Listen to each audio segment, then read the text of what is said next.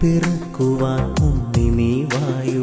ബേഥലെ മഞ്ഞള പോലെ ശാന്തിയും സൗഖ്യവും തായു.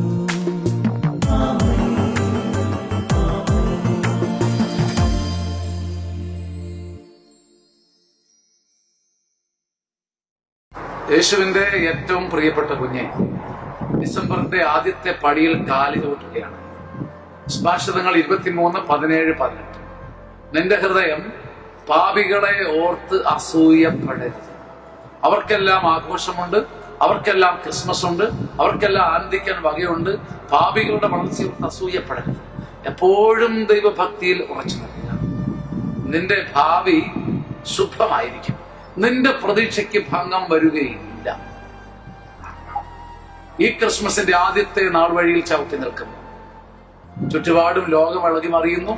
പ്രാർത്ഥിക്കുന്നവർക്കൊരു ഫലമില്ല, തപസ് അനുഷ്ഠിക്കുന്നവർക്ക് ഗതിയില്ല, തിന്മ ചെയ്യുന്നവർ വളർന്നു വരുന്നു. എനിക്കും ദണ്ണമുണ്ട്, എനിക്കും പാപങ്ങളുണ്ട്. ഭാരപ്പെടണ്ട. നിന്റെ ഹൃദയം ദൈവഭക്തിയിൽ ഉറച്ചു നിൽക്കുക. പാപികളെ ഓർത്ത് അസൂയപ്പെടണ്ട. നിന്റെ പ്രതീക്ഷയ്ക്ക് ഭംഗം വരികയില്ല.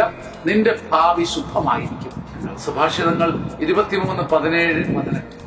നോമ്പിന്റെ നാൾ വഴികൾ അസൂയപ്പെടാതെ ആത്മാഭിമാനത്തോടെ പിടിച്ചു നിൽക്കാൻ തുണയാവട്ടെ. ആമേൻ. ആമേൻ. ആമേൻ.